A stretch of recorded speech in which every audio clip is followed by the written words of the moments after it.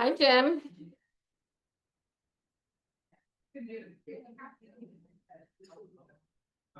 Can you hear me all right on the Zoom as well? Yeah.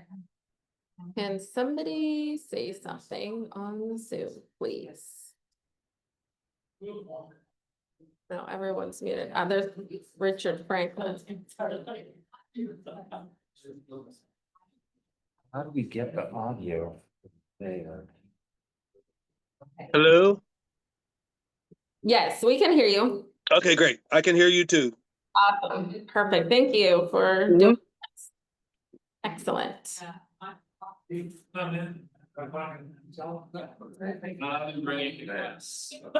I don't think we should mess with it. And if they start presenting, sound is going to be coming out of here. And so we can either use the built-in system. So when you plug in the HDMI, that can make sure, and it will come through the speakers in the ceiling. Or we could try to set it up to flow through here. Okay. Yeah. All right. Yeah, let's try. Well, let me try this for now. Cool. It's spinning. I don't know why it's spinning. The rainbow wheel of I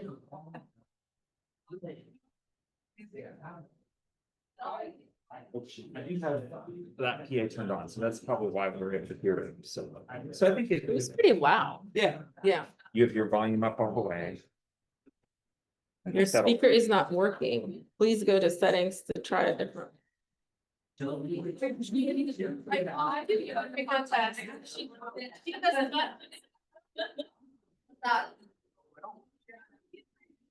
Oh, gosh.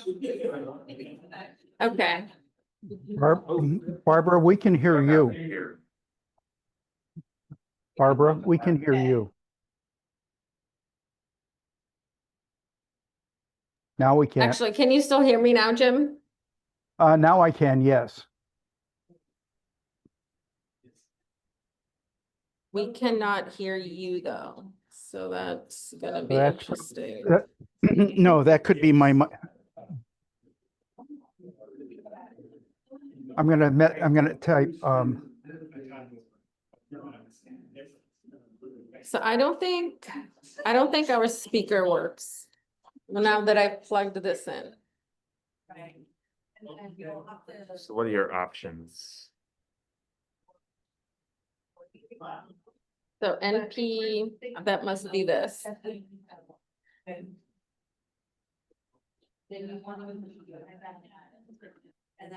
you want to try plugging this in and seeing? Yeah, let's try that. MacBook Pro speakers. Still not working. Oh, I don't have this. No, I do.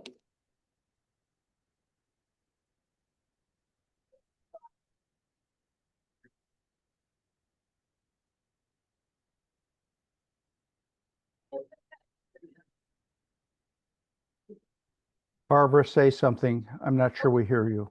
Yes, now we can hear you, Jim. So that's all. Okay. Okay, it looks like we can only hear one person at a time. Because when I was speaking, we couldn't hear you. Okay, So I'm going to mute. thank you.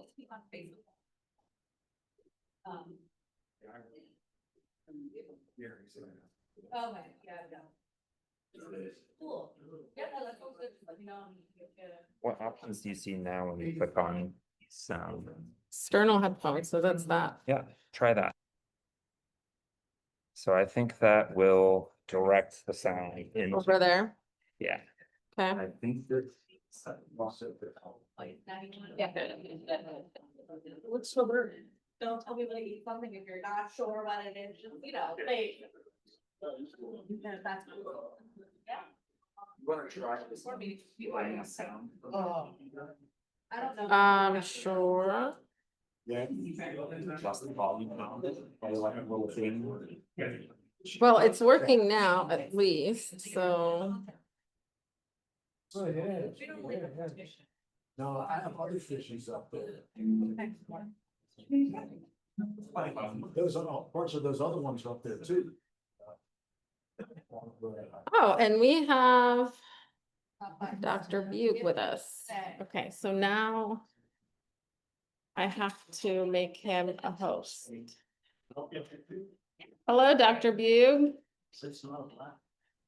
Hello. Hello, hello. I'm So, all s- I thought I'd get on just a few minutes early to make sure everything was in order. yes, thank you, thank you. We're just now setting up the speakers and everything. We're actually in person in Frick Environmental Center, so it's Okay, we're doing this good. hybrid thing, so that should be a lot of fun. I just want to make sure that you are also a host and can share.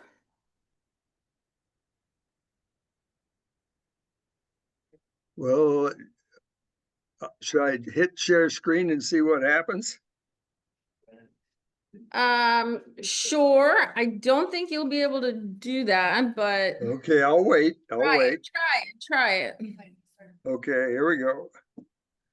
Steven, do Yeah, you, I'm not yet. Should it's be like I never know where Go the to hell it is. participants. Hit that, Oh, there it is. and Yes. make a co-host, there you go. Cool. Like I always click on that. Okay, try now. Okay, now we're in. I won't actually, well, I'll actually go ahead and share. And then you'll There you see go. for sure.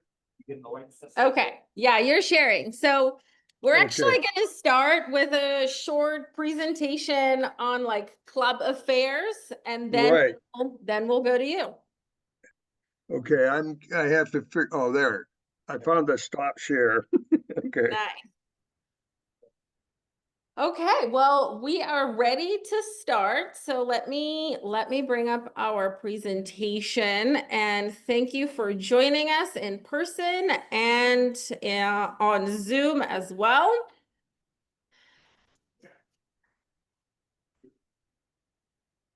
And let me get, okay, share. Okay. All right. Stopped. Okay, hold on. So maybe I'll just share it like this. Okay.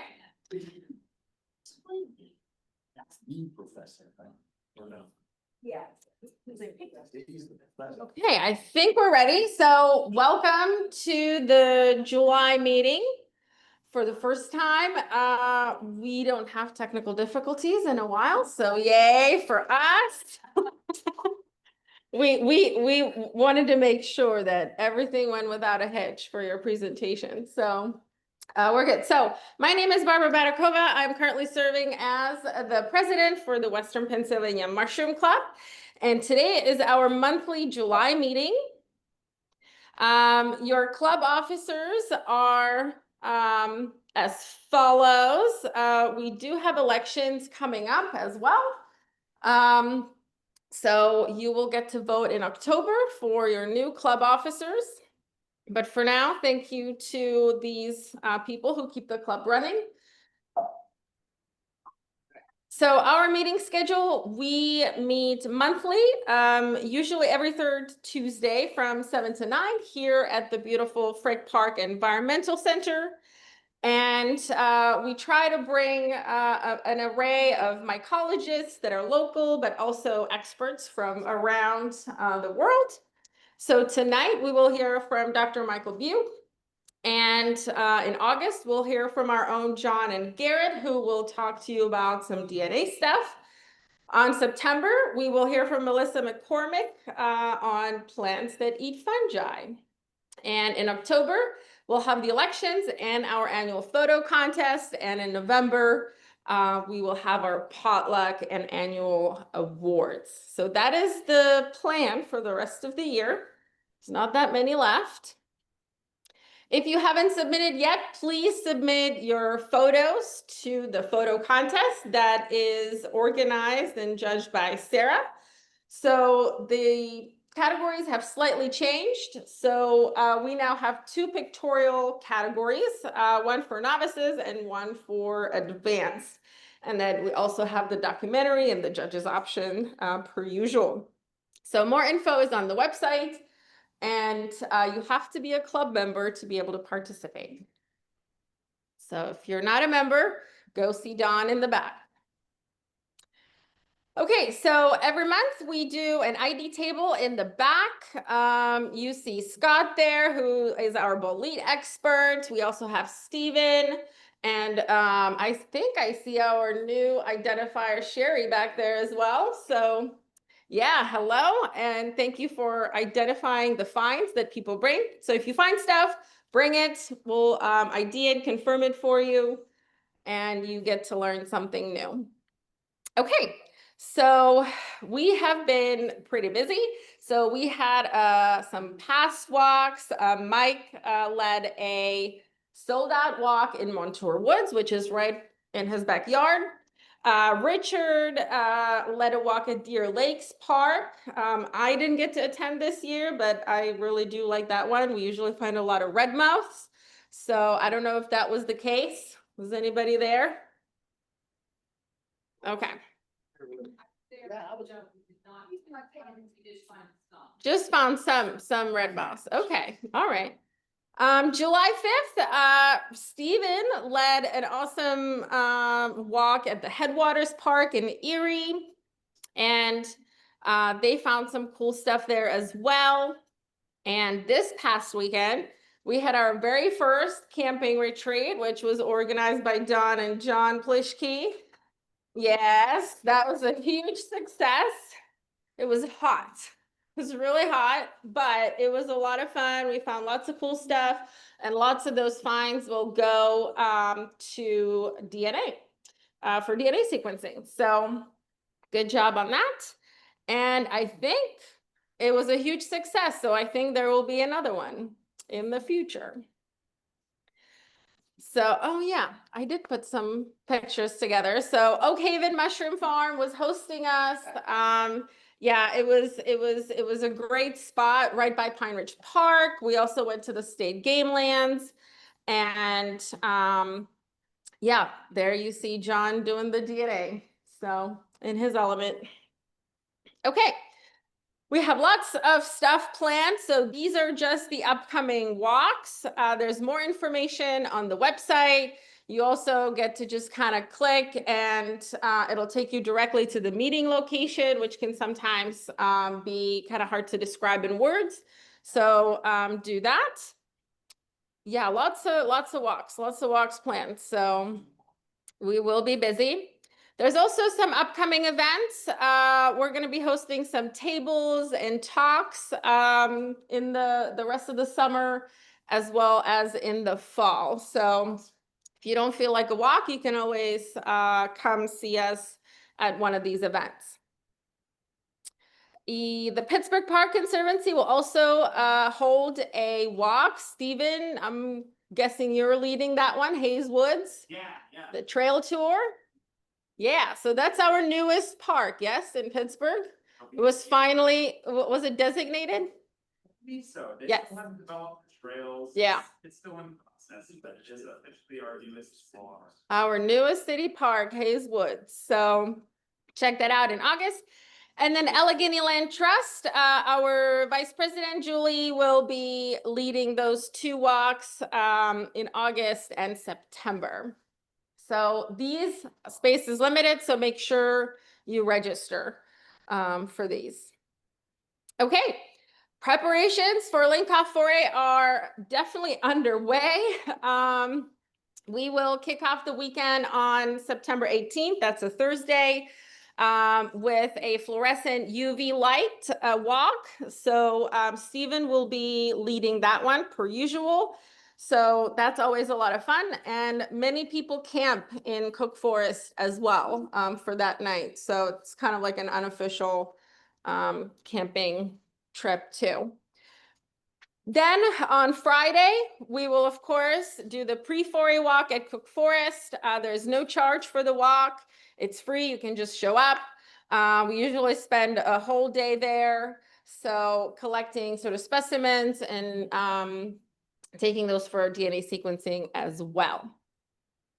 And then the main venue on Saturday will be North Park Lodge. We are back, and we will have the usual program with walks in the morning, afternoon speakers.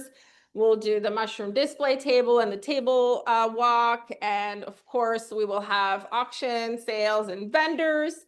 And there will be a cooking demo as well, and then of course our famous mushroom feast will also happen. So our keynote speakers are renowned mycologists. We will have Britt, who will discuss stories from his book, The Lives of Fungi. It's a beautiful book. If you don't own one, I highly suggest you check it out. It is pretty awesome. And we'll have Matt, who will present his lab's work on fungivorous millipedes. So fungus eating millipedes, more fungi than legs. So some very exciting topics coming up from our keynote speakers. All right, logo contest. Congrats to Jonathan Colip. Am I saying that right? Hopefully. Thank you, everybody, for the submissions. But this is, so this submission will be adapted for the t-shirt and the program and all that. So thanks for Stephen for coordinating that. All right, we are looking for volunteers to, for one, we need a truck and a van driver to help us transporting supplies to the North Park Lodge on Friday so that we can set it up for Saturday. Please, please, please, if you are interested and can help us, please talk to us. Please talk to Dawn, talk to me, email us, just get in touch. And we're also looking for general volunteers, so to help us make the event a success. So there is a reimbursement policy based on the time that you contribute. So if you don't want to do a full day, you don't have to do a full day. You can just do 2 hours or half a day. So if you're interested in volunteering, let us know. Did I forget something? Dawn, did I say everything? Sarah? You good? No? Oh, okay. Mike Henry has some Jello gummy bears from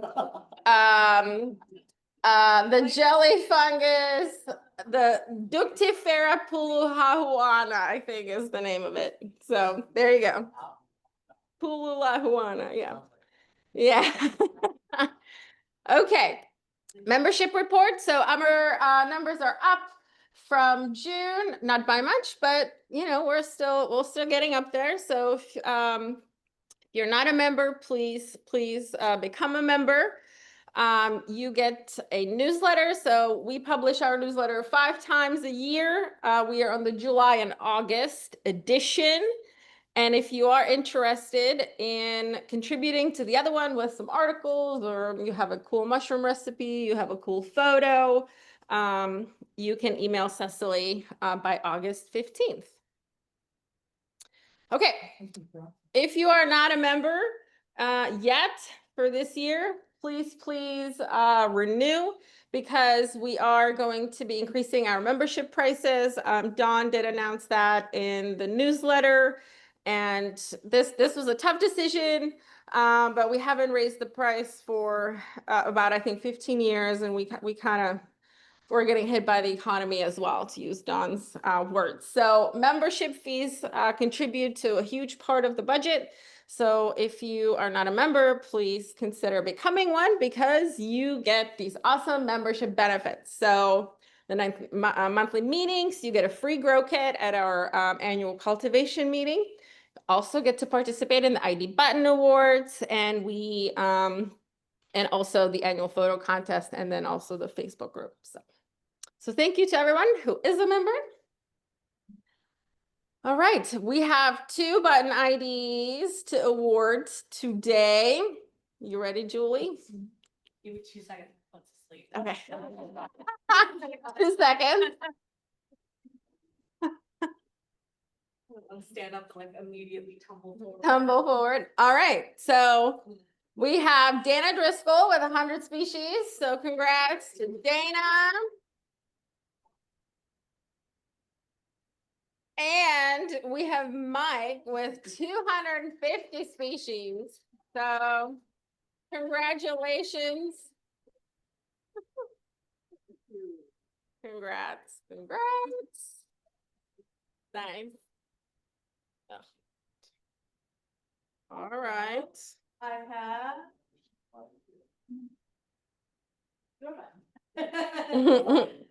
An official identifier 350, but that's awesome. Nice. Oh, there you go. But once you get an identifier, you get a cool button with a red ring around it instead of the black. So that's what Nice. they make you a fan of. Okay. Well, congrats to everybody. If you don't know about this program, there's more information on our website, but basically you get to track your finds on iNaturalist. And if you have them confirmed as research grade and you hit like a 10, 25, 50, 100, you get to send it to Julie, who will verify those finds, and you get to get a button. And at 150, you can apply to become an official mushroom identifier with the club. And at 500, you can also apply to become a mycologist. So, you know, just some motivation.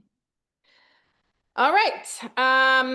If you'd like to support the club in a different way, you can also buy some of the WPMC merch on my spread shop. So there's a whole bunch of stuff you can get.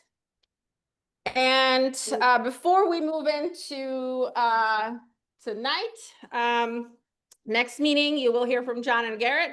What happens to the DNA specimens after you sort of submit them? So when we do, you know, DNA sequencing, like how does that actually happen? And so John and Garrett will offer a behind the scenes look at all that, how that happens and what they do. So don't miss that one. All right, any other questions?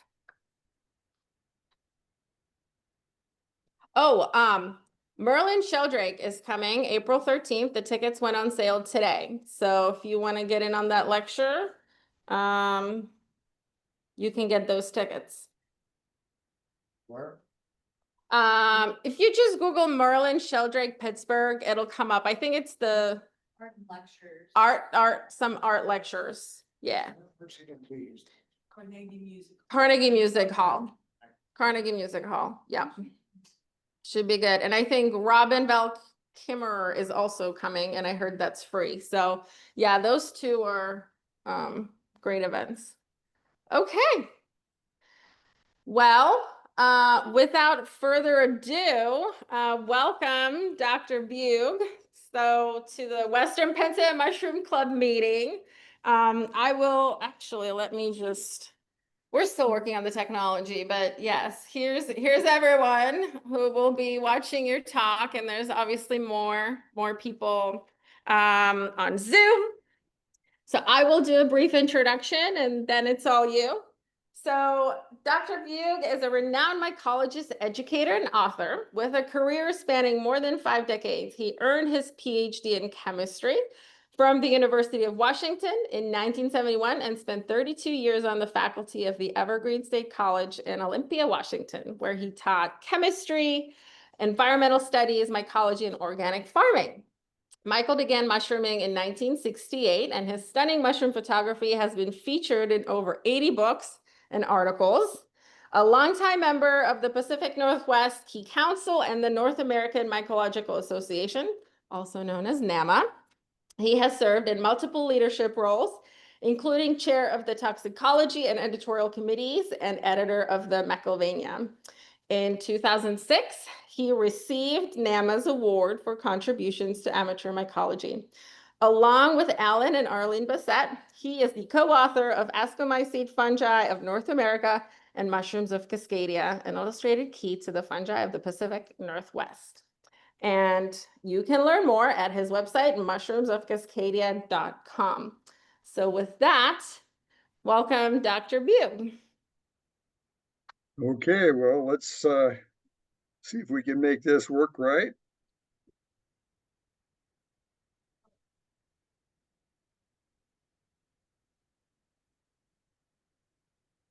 Nice.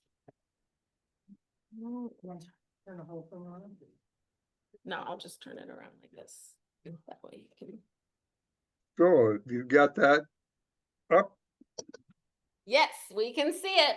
You're projecting. Okay. Well, I got started with psilocybe mushrooms back in 1975 when Paul Stamets and Jeremy Bigwood and Jonathan Ott all showed up at my office and wanted to learn about mushrooms. I already knew a fair bit about Amanita muscaria and Wasson's work on Soma, the divine mushrooms of immortality, but I was not aware of the work on psilocybes. And at the same time that these students showed up, they also started annual hallucinogenic mushroom conferences, and Andrew Weil would come to those, and he had finished his doctorate as MD degree in Harvard at the same time I'd gotten my degree at the UW, and so I also got introduced to medicinal mushrooms. So we'll start first with the mind-altering mushrooms, and then move to the medicinal and culinary mushrooms. And so these are the mushrooms that we're going to be covering. And we'll start with Alice in Wonderland fungi that have ibotenic acid and muscimol. This is the Amanita muscaria complex, the Amanita pantherina complex. Both muscaria and pantherina are European, but we have lookalikes with the same toxins throughout North America. But while these mushrooms, the ones with ibotenic acid and muscimol, cause changes in size perception and time perception, there doesn't seem to be any medicinal benefit from them, nor does there seem to be any medicinal benefit in terms of cancer, antioxidant, or other features. And so I'm not going to say any more about these mushrooms. The toxins interest, other than the fact that the toxins themselves are water soluble and are easily extracted, and then properly extracted, these mushrooms become edible, but you have to make sure you throw away the water, because otherwise you can have a very surprising trip. But there was a group in a family in Chehalis, Washington. They used the water from a preparation of what I'll call Amanita muscaria, and they used that water to make spaghetti. And the neighbors heard the house being broken up and furniture being broken and all kinds of commotion, and they went over and took the couple to the hospital. And while they were at the hospital, the teenage son came home, didn't notice the destruction in the house, sat down to dinner, and the couple got home just in time to take him to the hospital as well. So these are what I call very undesirable mind-altering mushrooms. They change your perception of size and time, but you could fall into a deep comatose sleep and have some horrendous nightmares. And in extreme cases, that coma can last up to 72 hours. But what I want to talk about mostly is the hallucinogenic mushrooms, and my students were part of the 4 people that named these things entheogens, because it turns out these mushrooms make people far more caring for one another. And so I prefer to talk about the mushrooms that contain psilocybin and psilocin as entheogens. And we first learned about these when R. Gordon Wasson, a New York banker, made his multiple trips to Mexico and published in the 1957 Life magazine article about the use of the mushrooms. And in that article, they had drawings of the mushrooms that are found in Mexico. And these literally became a field guide for people from North America heading south of the border to seek out these divinatory mushrooms. And Timothy Leary and his partner, Richard Alpert, that were young psychology professors at Harvard College. This is at the same time that Dr. Andrew Weil was an undergraduate student and the editor of the Harvard Crimson. And they started introduced the mushrooms to the graduate students, but restricting the use of the mushrooms only to graduate students. And Dr. Weil wrote an article about what they were doing, hoping to get access to the mushrooms himself. But the end result was for the firing of both Timothy Leary and Richard Alpert. And Timothy Leary went on to become a very active anti-war activist. And I really believe that these mushrooms were made as Schedule I drugs because they were interfering with the Vietnam War. They made people very peace-loving and unwilling to fight wars, in contrast to Amanita muscaria and Pantherina and their lookalikes, which make people more warlike and therefore are still legal. But the interesting thing about Richard Alpert, when he left Harvard, he went to India and started studying Indian religion and took up the name Ram Dass. And I hadn't paid a lot of attention to what that name meant until 2010, when I was writing papers for Fungi magazine about the history of psilocybin and psilocin. And it literally means a servant of God. And he was a non-practicing Jew prior to experimenting with these mushrooms, and he became very deeply religious as a result of use of psilocybin and psilocin. So that's another effect of these mushrooms. And the main mushroom that's used now in North America, which is now legally cultivated and available under supervision in Oregon and also in certain cities, is Psilocybe cubensis. But in 1975 is when it was fall quarter that Paul Stamets, Jeremy Bigwood, and Jonathan Ott all showed up at the same time. And Jonathan went on to become a close friend, not only of Albert Hofmann, the discoverer of LSD, and the man who essentially synthesized psilocybin and psilocin and identified them as the active ingredients of these entheogenic mushrooms. And the pasture is next to where I lived in Olympia, Washington for 32 years. And these are people hunting liberty cap mushrooms, Psilocybe semilanceata. And then in the spring of 1976, they had the first International Psilocybin Conference. And in the upper left, you see Guzman in the glasses talking to UW professor Scott Chilton. And Guzman is the world expert on psilocybin. And in the upper right, in the gray hair and the glasses and the V shape, is Dr. Stuntz, the University of Washington. And he was one of my main mentors. I'm never formally trained in mycology. I just worked with, did my sabbatical leaves in Dr. Stuntz's office and learned, took a non-credit course in mushroom identification. Down in the bottom far left is Dr. Andrew Weil. And then Gary Lindkoff is seen talking to Alexander H. Smith. Gary came to every one of the psilocybin conferences and we became very close friends.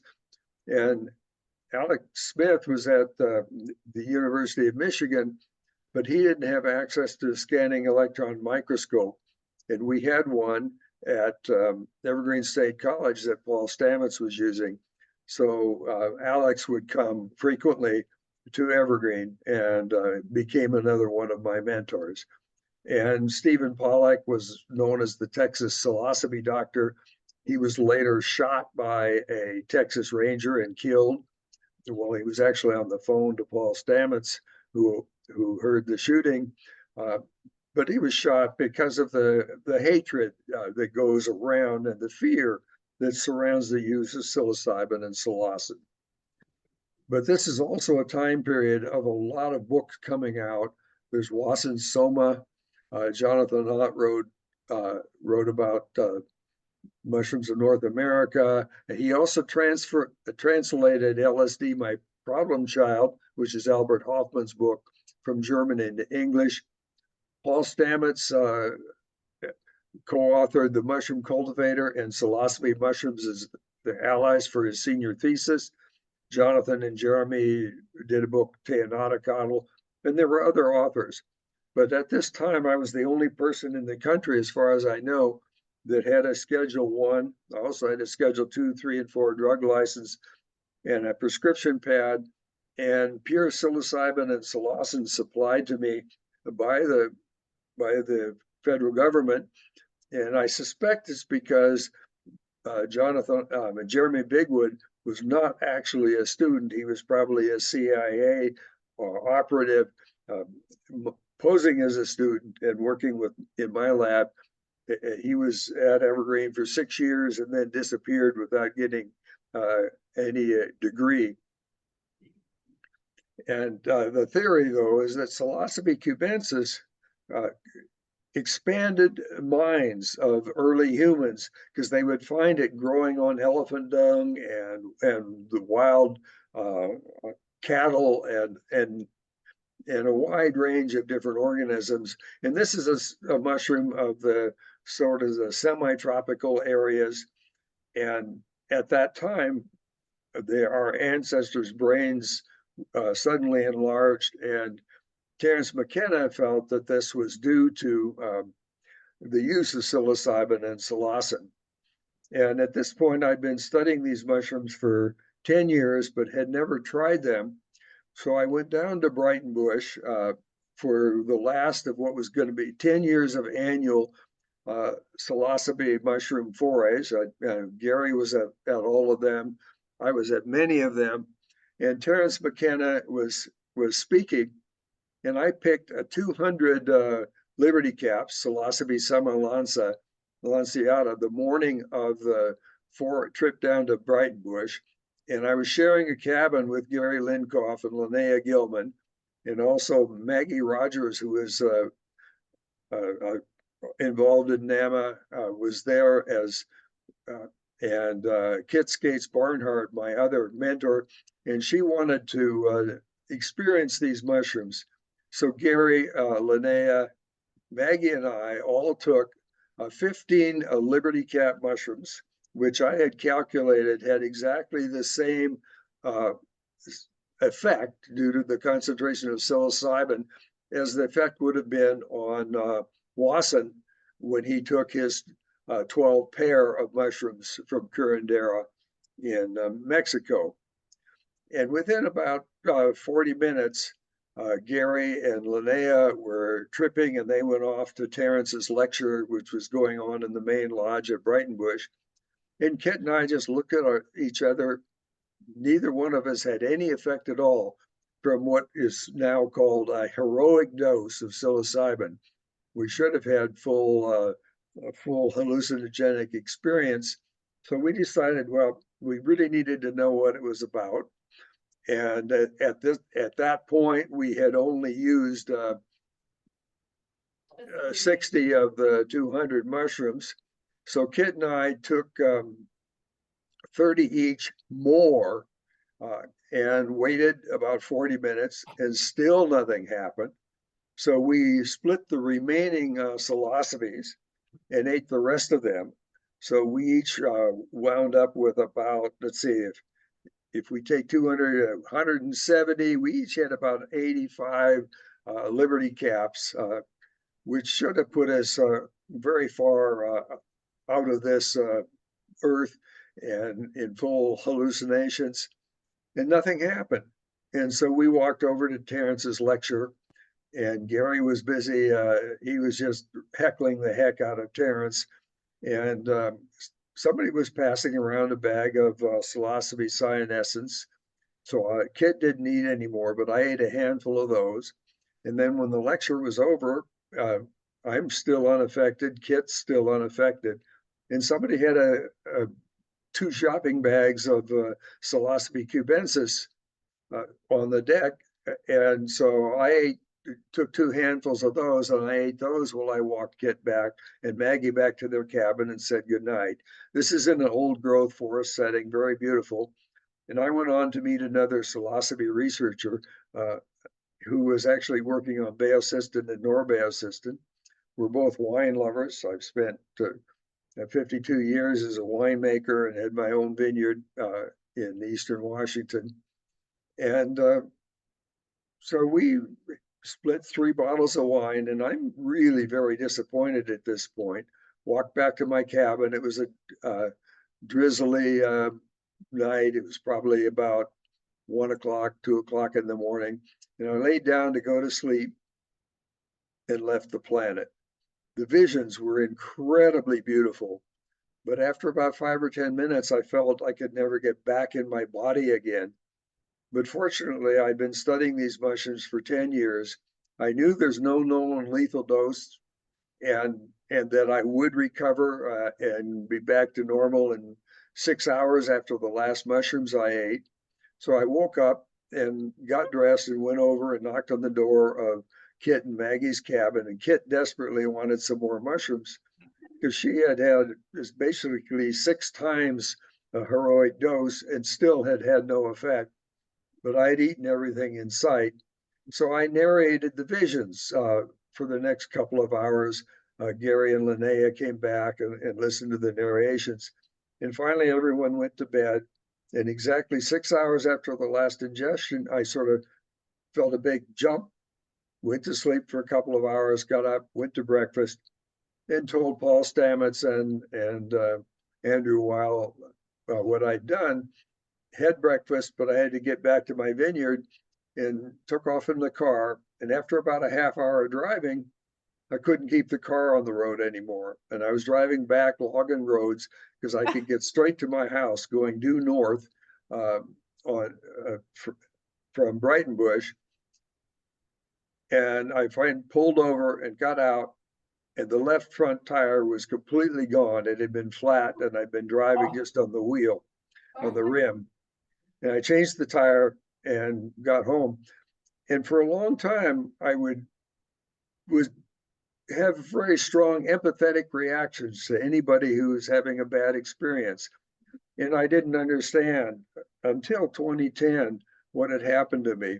But I permanently had made myself far more empathetic to others, far more caring about others. And I still cry very easily as a result of that experience. And I'm glad I did it, but once was enough. And then in 1999, Paul Stamets put on a gathering where he brought people together. I'm in sort of the middle of the front row, and right behind me, the balding guy in a red shirt is Andrew Weil. 2 people to the right of Andy is Gary Linkoff. And Paul Stamets is 2 people to the left of Gary. Ken Kesey of One Flew Over the Cuckoo's Nest and the Acid Kool-Aid bus. He's there with his bus, and he's on top of the bus with a red shirt on and a tie. And so Ken Kesey and I sat. We were the 2 honored guests at this gathering, and Andy cooked up a huge cauldron of mixed psilocybes. And everybody, I think except me, consumed and was tripping. And it's really quite amazing being in a large group of people all tripping on the mushrooms. It was very quiet, very beautiful, very serene. I would hate to be at a gathering where everyone was getting drunk, but a gathering where everyone's getting high was really quite different. And so I got to spend an evening jamming with merry pranksters, and in between, Ken and I just chatted about his history and history with the CIA in particular. And then I've gone once to Telluride in 2011, and now these psilocybe mushroom events happen every August and are really quite exciting. But once there was also enough for me. I'd love to go back, but it takes quite a commitment to do it. But at about the same time, Michael Pollan is writing How to Change Your Mind. This would be about 5 or 10 years ago, well, more than 5 years ago, between 5 and 10 years ago, about literally how you reprogram your brain and with psilocybin and psilocin, and there's a number of other drugs that will do it. And then Newsweek magazine comes out with a cover story about using psilocybe cubensis as a treatment for depression. And it really is the most incredible and powerful drug for dealing with depression. And this is what excites me very much about psilocybin and why I think it should be legal, controlled, and used carefully, but that everybody should have a chance to have the experience. And this is a table that sort of rates the danger of the mushroom. So the blue bar is the danger of whatever drug you're taking to yourself, and the red bar is the danger to others from whatever drug you're taking. And so notice by far the most dangerous drug is the most widely used and legal drug, alcohol. Heroin has a greater threat to the individual, as does crack cocaine, but a lesser threat to humans. But if you look at the very far right, the mushrooms are incredibly safe compared to virtually anything else you can do. And one of the interesting uses for these mushrooms is dealing with these cluster headaches. Before about a year ago, I had not yet even heard about cluster headaches. I'd heard about migraines. These are things that are maybe 100 times worse than migraines. And people have been known to literally beat their head against the wall until they die to find the escape from years and years of pain from these cluster headaches. And the only drug that's effective in a large percentage of the people that try it is psilocybin and psilocin. And so there's a whole organization oriented around the cluster headaches. And Eugenia Bone has just come out with a great new book about, she spent a year visiting various clinics where they provide guided trips to the use of psilocybin and psilocin to reprogram your brain to deal with depression, to deal with alcohol abuse disorders, to deal with beating up your spouse, and a wide range of other problems. And so if you're thinking about experimenting with these mushrooms for mental health reasons, you really should get Eugenia Bone's book.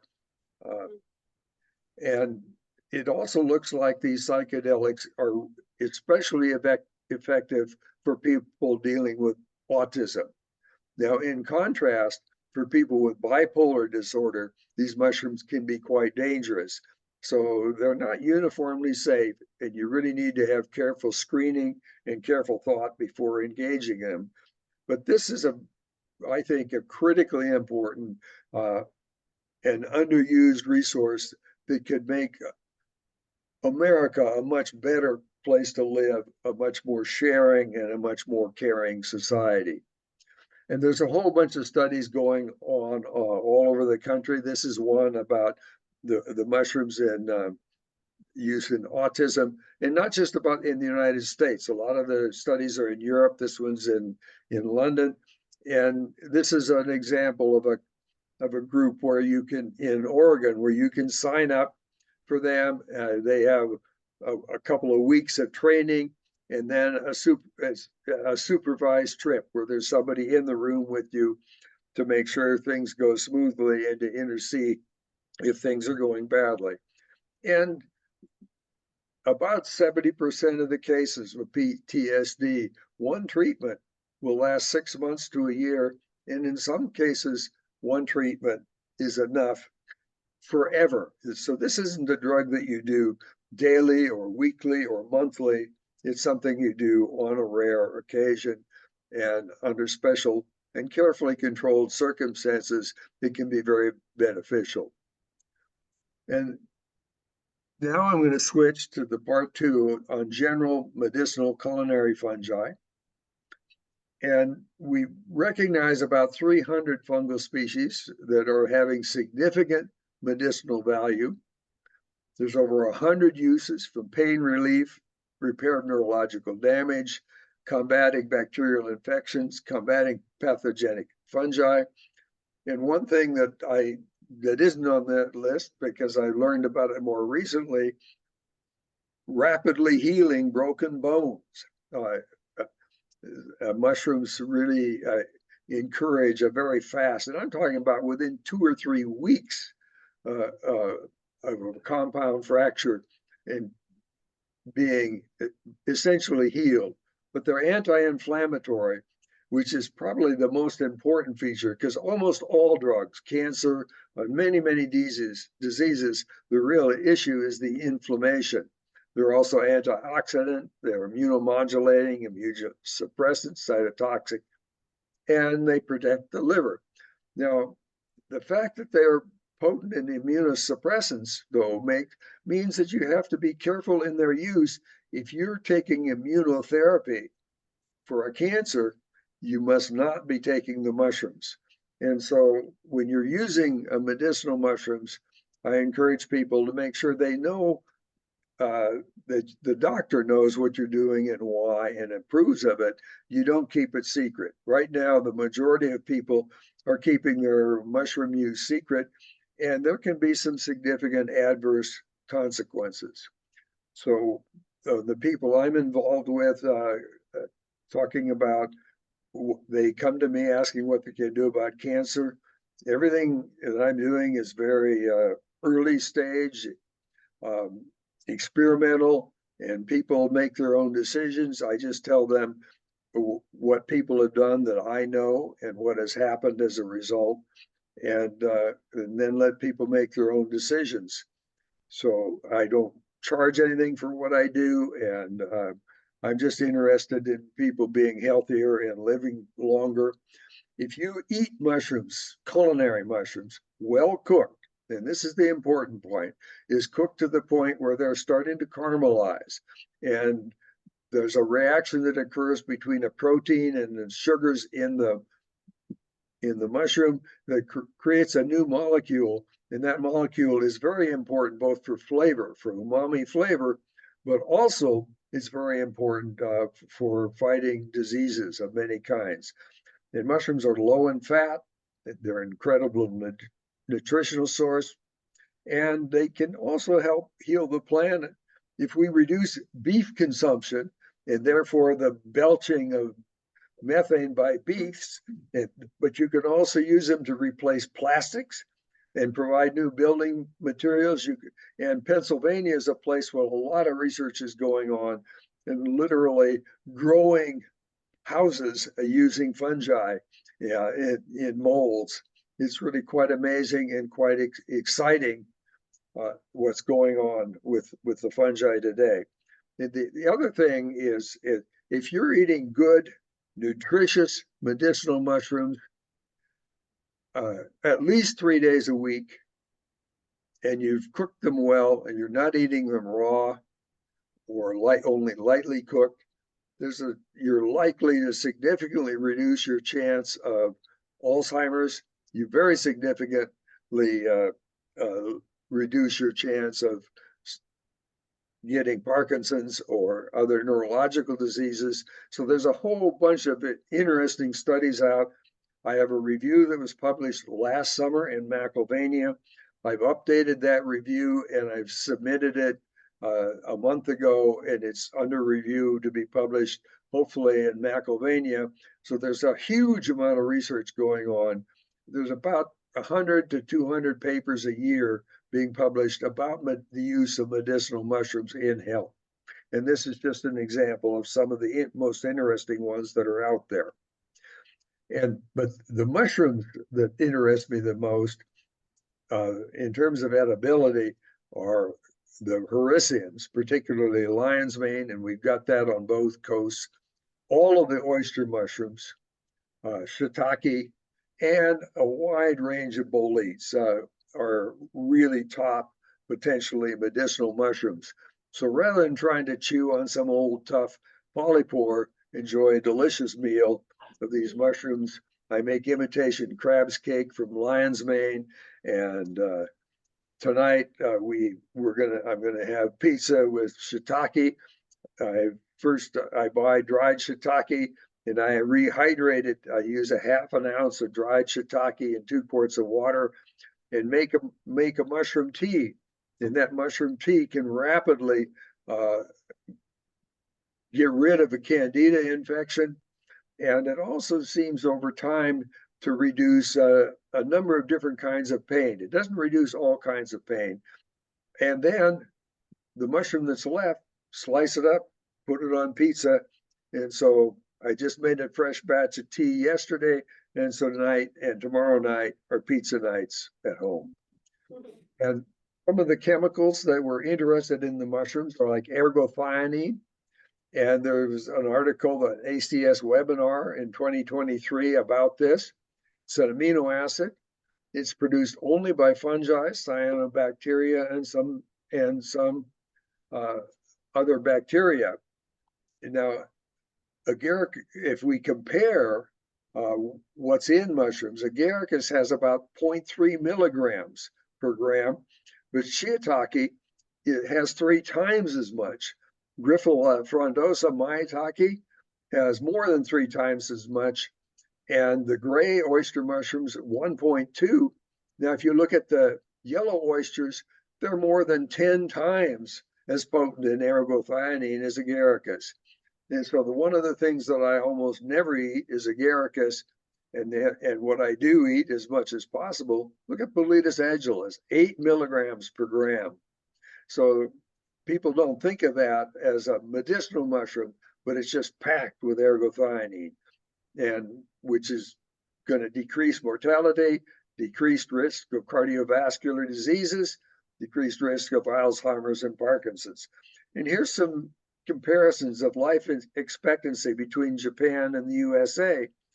And the big difference is, and this is that in America, many people are mostly eating agaricus and mostly eating raw or only lightly cooked agaricus. So if we begin to start to use mushrooms that are much more potent in medicinal value and are thoroughly cooked, I think we're going to really see some important advances in North America as well. There are 2 books to read if you're interested in medicinal mushroom. Christopher Hobbs, The Essential Guide by Story to Medicinal Mushrooms, and Dr. Rogers, The Medicinal Mushrooms, The Human Clinical Trials. So if you want to see what's been done, my 2 papers in McIlvaney are designed to cover the area since Rogers finished his book in 2020, which covers all of the earlier trials on medicinal mushrooms. So one of my very favorites of the whole thing, of course, is shiitake, and it's that meaty texture and the umami flavor.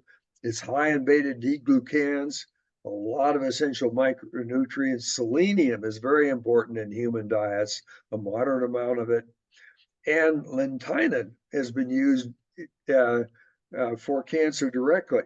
Now, when I'm working with it, I'm actually trying to destroy the dentynan, because it can cause in about 4% of the people a rupture of the microcapillaries, and you look like you've been beaten by a cat of 9 tails. And the pain from that lasts up to 2 weeks.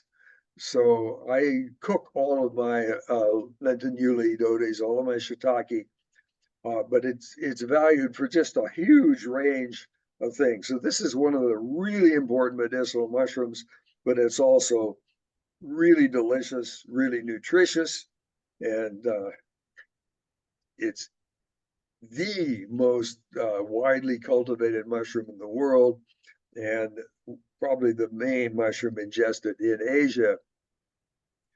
And the oyster mushrooms are really exceptional, especially the yellow oyster. Unfortunately, this is an invasive.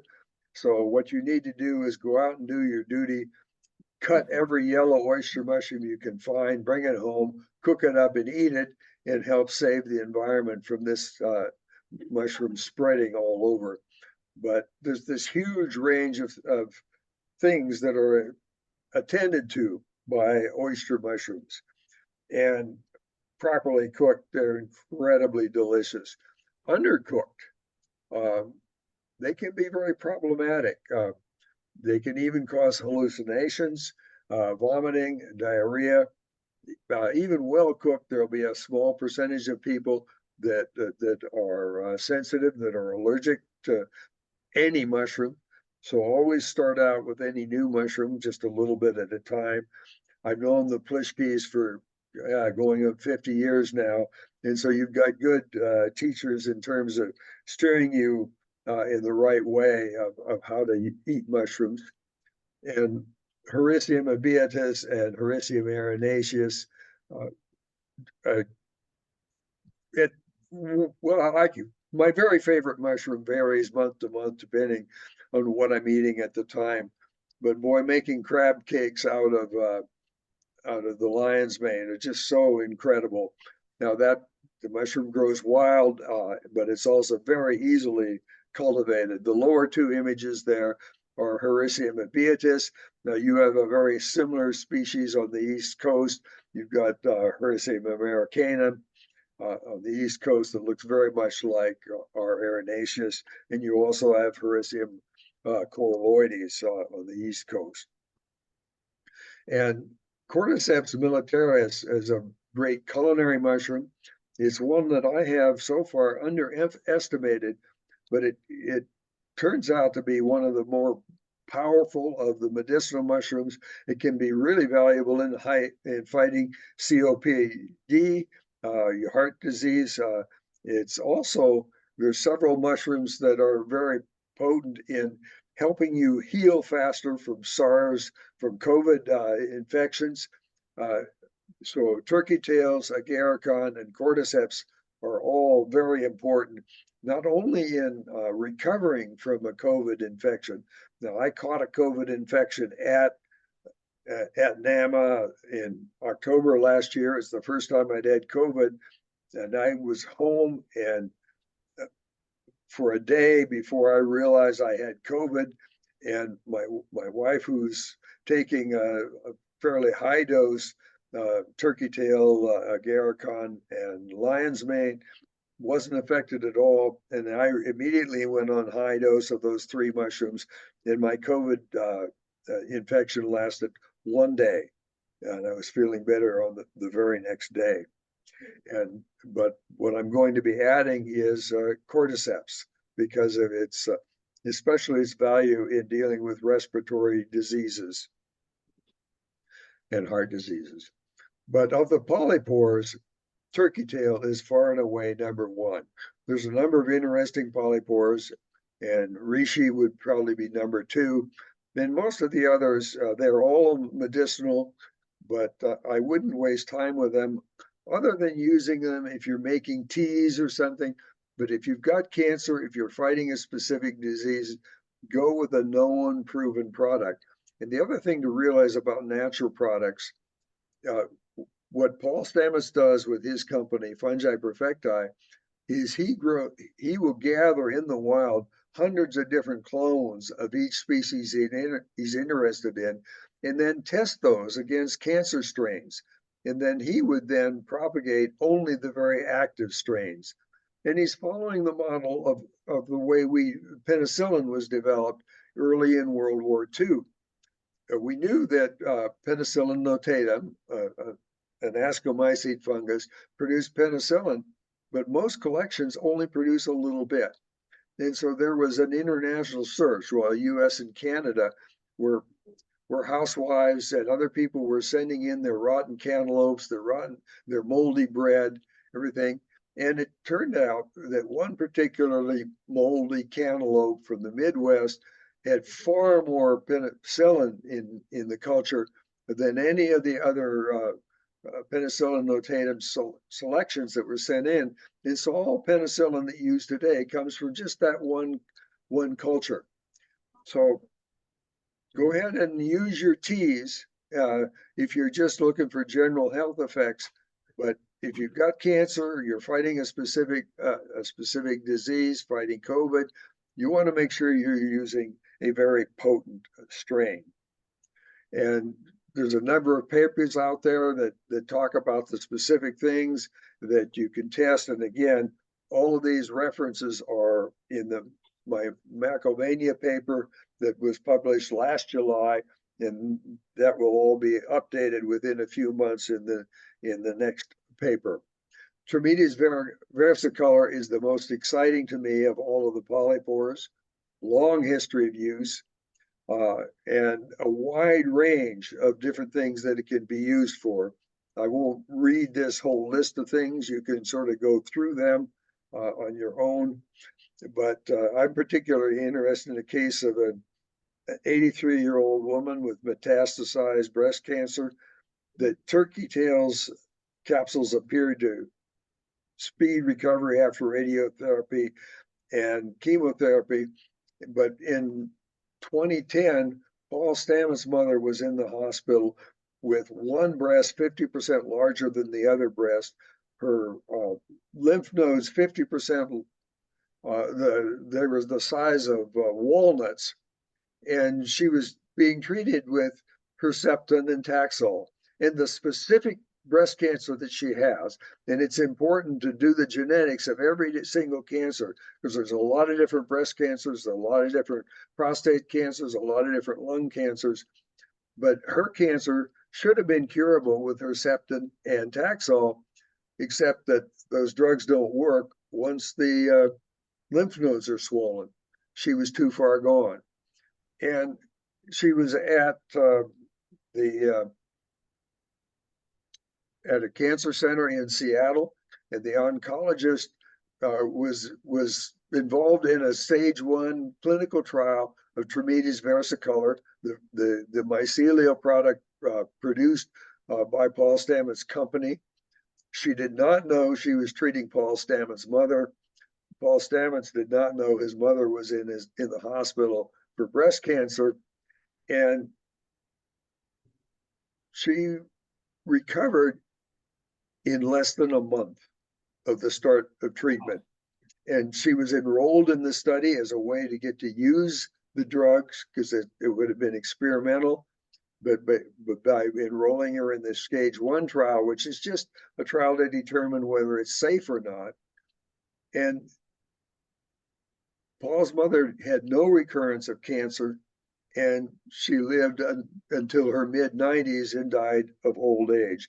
And that got me really fascinated, because at the same time, my best friend had prostate cancer, and he was living in Canada at the time, and he and his wife had been at the University of Washington working with my wife, and so they knew of Paul Stamets, and they on their own decided not to use. They were anti-vaxxers, so they didn't want any radiation, they didn't want any chemo, and they chose the Trametes versicolor, the host defense, just a fairly low dose. I think they were using 2 or 3 grams a day, and he made it at that low dose for another 10 years before his PSA levels started to soar and his weight started to drop, and we were afraid he was about to die.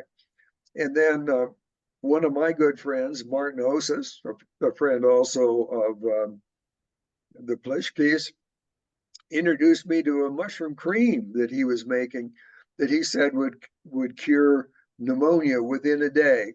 And he happened to live about an hour's drive from my friend in Canada, and they rushed some of these creams over to him, and they started applying the creams, and right away his PSA started to drop.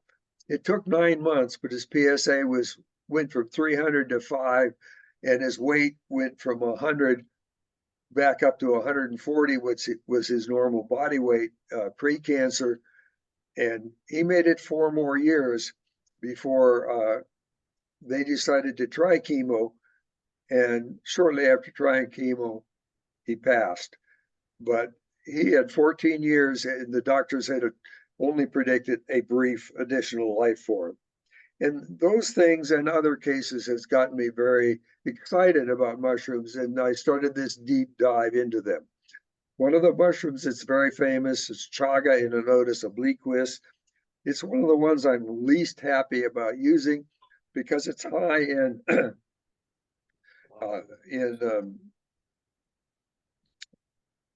a chemical that can cause needle-like crystals in your kidneys and destroy your kidneys. And there have been deaths from people overusing chaga.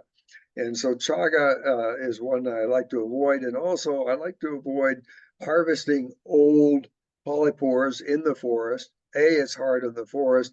And B, they have time to pick up radioisotopes and heavy metals, where cultured mycelium, where you'll take a culture from the chaga in the woods and you're doing the mycelium, you get away around all of the problems, except for some of the problems with Inonotus obliquus. And Pachynia holan, Porheococos, is something virtually unknown in North America. And I'd like to see people figuring out how to cultivate it here, because it's one of the most researched medicinal mushrooms in China, and it appears to be one of the very most promising medicinal mushrooms of all. It's also incredibly delicious. It grows as like a tuber, and you harvest it and eat it sort of like a potato after cooking it.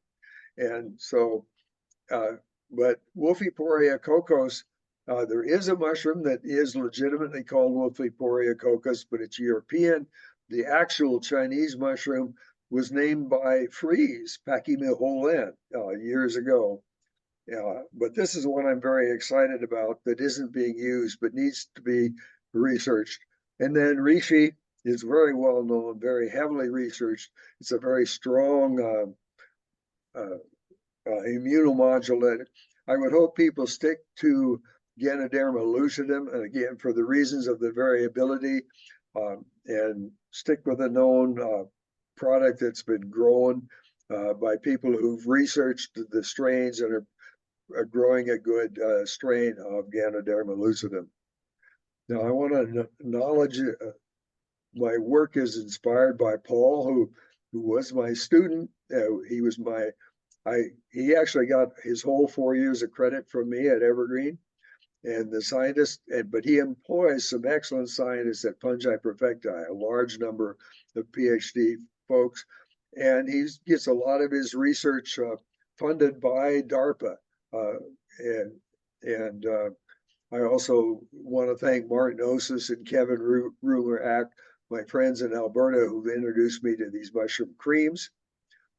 And a year ago, last Christmas, I proposed to the Medicinal Mushroom Committee that we need to develop a medicinal culinary mushroom database where people can meet, report their experiences with medicinal culinary mushrooms, and hopefully, eventually, this will provide a guide to further studies and improve cures. And I'm meeting with the Mushroom Committee again on Thursday this week. We should have the beta version of this medicinal culinary mushroom database ready for release and testing with this week's meeting. So I'm very excited about that. And definitely go to my website, mushroomsofcascadia.com. I update the information about medicinal mushroom use at least once a month. So it's constantly changing as I learn more. And that's it. And I've gone fast in order to leave plenty of time for questions.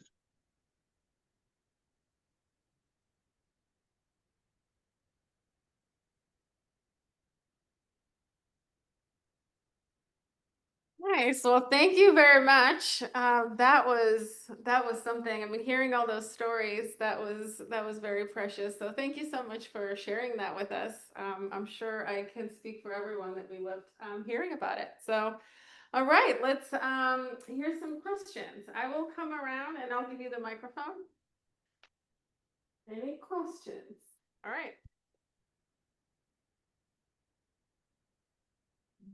So what would be the, in your mind, best combination to if for somebody that has prostate cancer? Well, I'll repeat did you hear the question? I think it's about prostate cancer. Yes, what would be the most effective combination for someone who has an aggressive form of prostate cancer? Well, well, first of all, it's the same mushrooms regardless of the cancer. And that's really important. And it's the same mushrooms for diabetes. It's the same mushrooms for hearts, and a smaller list, but includes many of the same mushrooms for Alzheimer's and Parkinson's. But then it's a matter of knowing at what stage the person is and what the treatment is. If they're not doing immunotherapy, then it would be high dose turkey tail. And by high dose, I mean 8 grams a day, 4 grams in the morning and 4 grams in the evening. And about a half a gram of agarikon in the morning and a half a gram in the evening, and about a gram of lion's mane in the morning and a gram of lion's mane in the evening. And then, in addition, you make a cream by boiling Tremella fusiformis, which is known as Chinese snow fungus. It's actually a native mushroom in eastern North America, but the Chinese are good at growing very big ones. That the dried ones are about the size of softballs. And you rehydrate those, and I rehydrate them in turkey tail. I rehydrate them in shiitake tea, and then you can just puree that, and then you add some mushroom extract. And I'll make one mix for the morning and a different mix for the evening, because you want to mix things up a bit. And like after you've been on the high dose turkey tail for 3 months, I would go on Stamets 7 for 3 months, or on Reishi for 3 months. You don't want to stay on the same thing. You want to move back and forth. But it's the matter of amount. Now, if the cancer is a milder cancer that's easier to control, then you're only going to need 1 or 2 or 3 grams a day of the turkey tail. So the amount is determined by the known aggressiveness of the cancer. But in all cases, if you're getting medical help, make sure your doctor knows and approves. And if your doctor just won't listen to you about medicinal mushrooms, get a different doctor. Because I know that the Fred Hutch Center, then it was called Fred Hutchinson's at the time they were dealing with Paul's mother. They recommend everyone take turkey tail right now. I mean, that's already there. But depending on the cancer, they'll have different things. But if they enroll you in immunotherapy, it can be a disaster, because the 2 immunostimulants can overstimulate you and can result in serious illness and potential death. So you don't do this in secret. You do it in conjunction with the doctor. But there's an increasing number of doctors that are getting enthused, and several on the East Coast are in occasional contact with me now, and a lot on the West Coast. And this is spreading rapidly, and people and oncologists are increasingly ready to listen. I know the surgeon at my local hospital I went in with a person who had a really big tumor with a wound that was weeping, and he looked at it and he says, There was absolutely nothing he could do. And the patient wanted it removed, and he said that was more dangerous. And he just said, wished us good luck. And that person started using the mushroom creams in addition to the capsules. And it took 2 months, and the tumor was gone and the wound was healed. And when I took the patient back to that surgeon, and now he introduces me to all the nurses on the staff, and he's a true believer. They just have to see it. But I'm talking often about things you can see the changes, and you can see them fast. When I was diagnosed with skin cancer, it's just short of 2 years ago.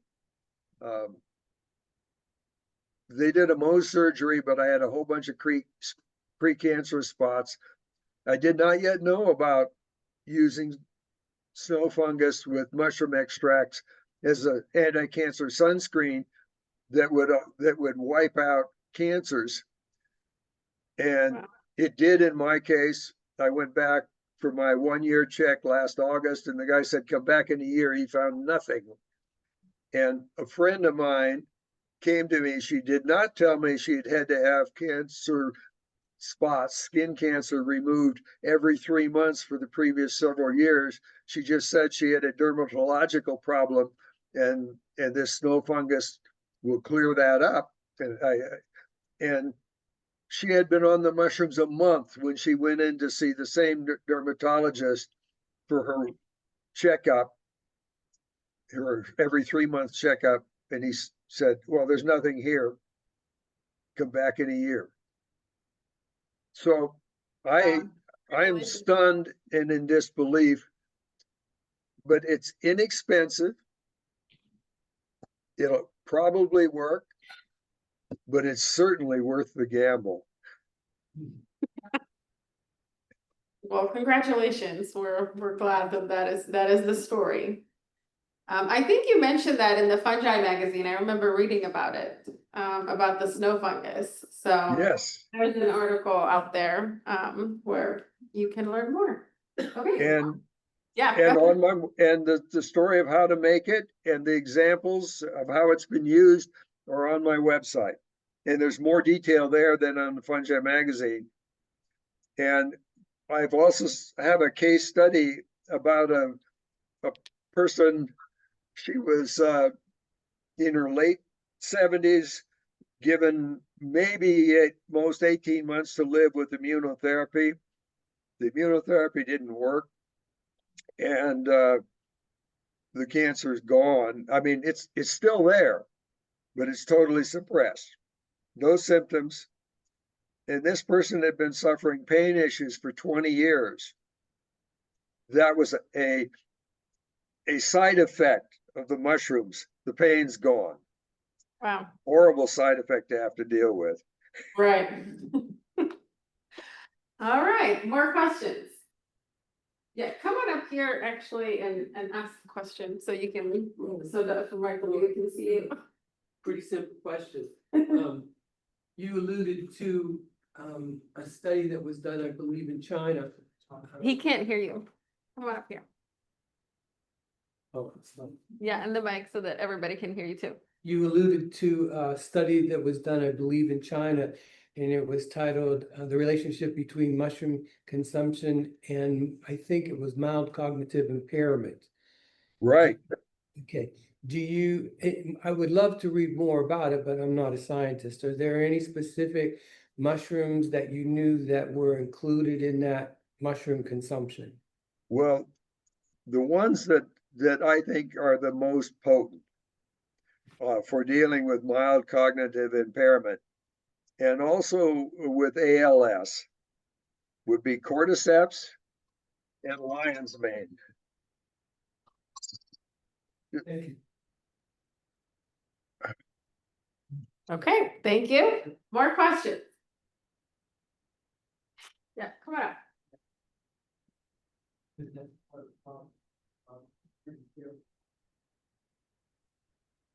Yeah. I was wondering if you had a recommendation on where to purchase the creams or the capsules? Okay, the capsules, I mean, I use entirely host defense product. I don't know that other people don't also make a good product. I just don't know enough about other products. But I know that was what was used at the Fred Hutch Center. And I also know the scientists that are working with Paul. And I'm really excited about the kind of work that they're doing and the way they're testing. A lot of people are growing products and they're focusing only on getting high levels of beta D glucans.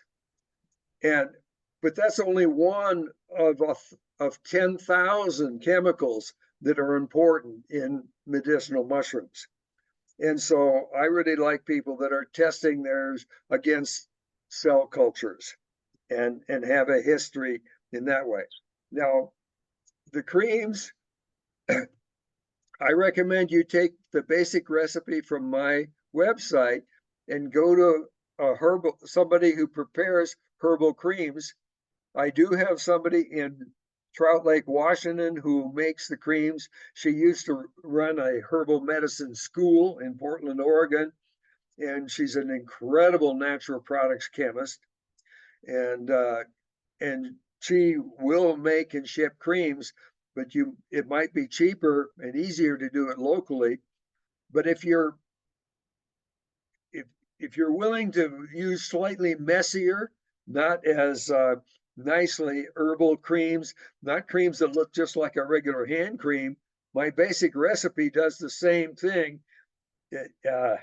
It's just not as nice, but it works. And it takes me 1 day to prepare a batch and enough to last, and a batch lasts me about 3 months. You keep it in the refrigerator, but as long as you either have to add mushroom extract to it or alcohol to it as a preservative. But my friend in Trout Lake uses some non-alcohol preservatives, and she is incredible. But I have another friend in Trout Lake who's an artist who does extracts paint pigments. So she's make her creams a totally different way. And I've tried those and they work just as well. So there's a lot of different people that can apply the basic idea to whatever they're doing. Like there's a whole group on Facebook on tinctures. And I would encourage those folks just to look at the basic recipe and then figure out a way to make a really good cream by adding some additional waxes and oils, because my product is kind of a little bit sticky like honey and a little bit drippy. Yeah, but you can deal with that. You can make it very a lot better with the art. Anybody who's experienced making any botanical lotions should know how to take the recipe I have and make a very pleasant thing that's much like a hand cream. And they're incredible sunscreens. Everybody should be. You don't need the extracts in the sunscreens, except you need a preservative. So you may as well put the extracts in there too, and that's going to guard against any. But it'll also clear up psoriasis. And I've seen certain warts. It doesn't do anything to warts, but certain kind of lumps, when you're spreading the cream on, the wart will just slide off. Or not the wart, the growth, whatever was there. There's this I don't know what it was. It's this raised growth, and this person was covered in it, and I've been helping them showing how the creams a couple, 3 times, and then the third time, half of the growth, the warts weren't wiping off, and the age spots were, but some of the age spots were gone, and some of these other growths just wiped right off. And I'm just stunned. Incredible. Yeah, question. Look right here. Was the skin growth called seborrheic keratosis? What's the question about the keratosis? Was that the name of, do you know if that was the name of the skin growth that slid off? Was it subheroic keratosis? Do you know? It might have been. I don't know what it was. I just know It was gone after it was gone. half of it was gone. Yeah, come Yeah. on. The camera's right here. What recommendations would you have for people who get no relief from any over-the-counter painkillers or even prescription Mm. opioid painkillers? Wow. Well, I do know that just taking the mushroom mycelium capsules won't touch the pain. But one person who was asking for advice and I was talking to, who's the person whose pain disappeared after she started drinking a cup of shiitake tea in the morning and another cup at night. And it took 9 months, Mm. but 3 months after starting the teas, when she went into the oncologist, because she was also fighting cancer, he asked her what her pain level was, and she reported to him a 5. And every previous visit in the previous 3 years, she had said, oh, it's 10 or it's off the scale. And then the following January, when she went into that same oncologist and he asked her the pain level, and she looked at him kind of puzzled and said, I haven't got any pain.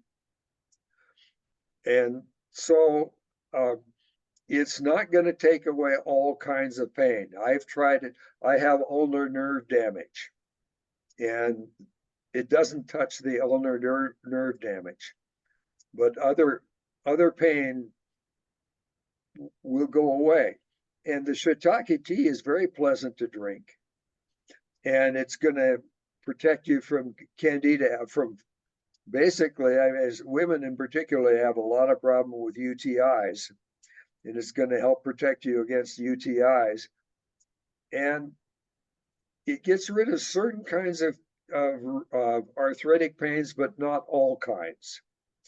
But it's the only thing that works. And I'm talking about somebody who'd been on fentanyl for 5 years, prescription fentanyl, and then was on Suboxone. And Suboxone plus the mushroom capsules weren't touching the pain. And it's that same person who now did the shiitake tea just add one more layer that worked in conjunction with other things?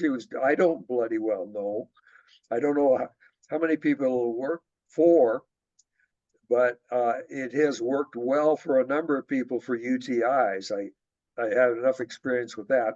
And one of the reasons for this database that we're launching is I want more stories.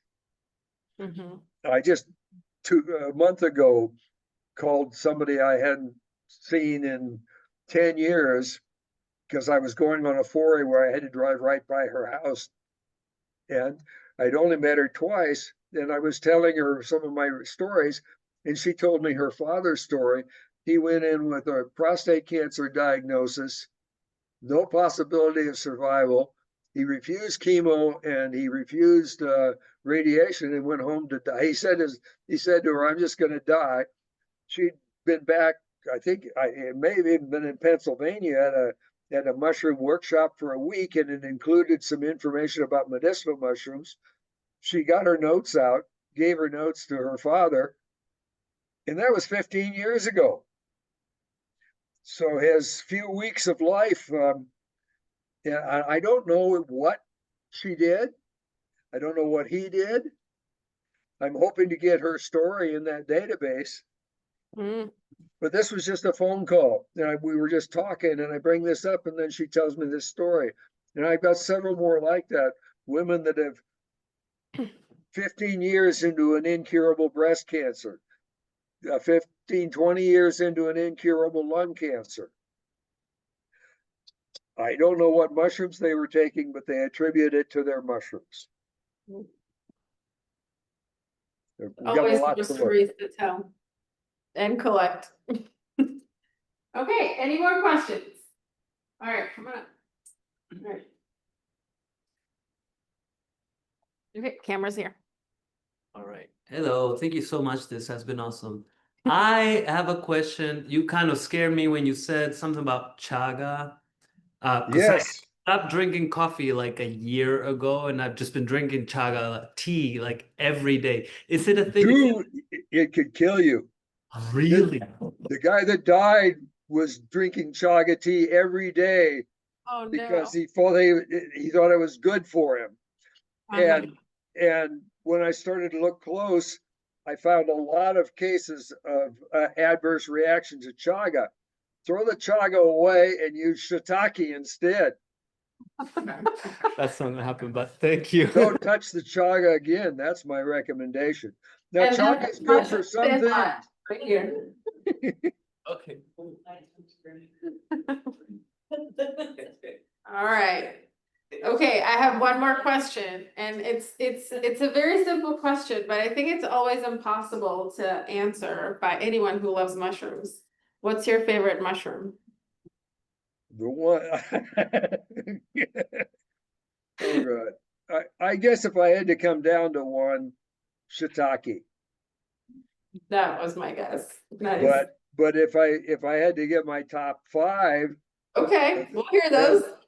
then it's Hericium beatus next, Hericium aerinaceus after that, king boletes or butter boletes, or admirable boletes, or Smith's boletes, any of those.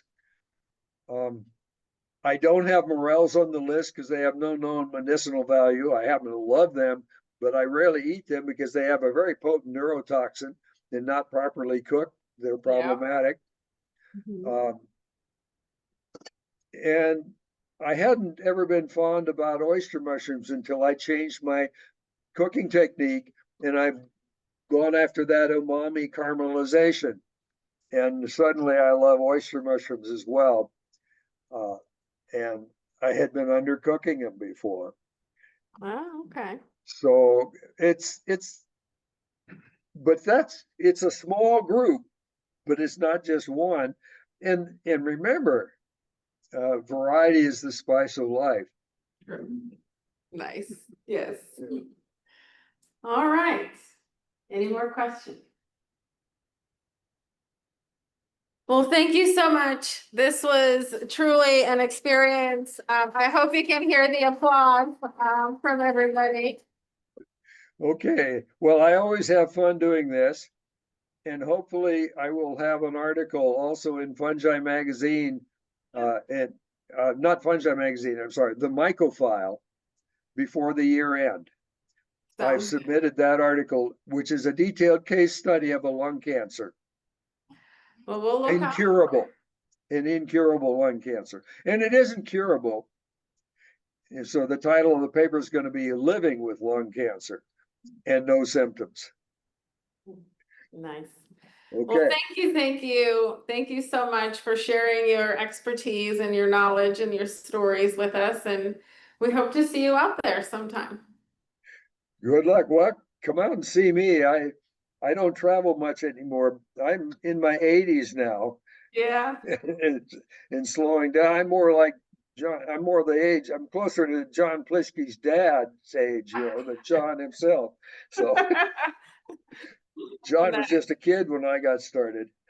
Yeah, Kim is here. John couldn't make it today, but Kim was here. She's gone already. Yeah, so Kim was here, but yes, we're in good company here too. So Okay. that's amazing. Well, thank you so much. And thank you for inviting me. Yeah, of course. Goodbye. Bye.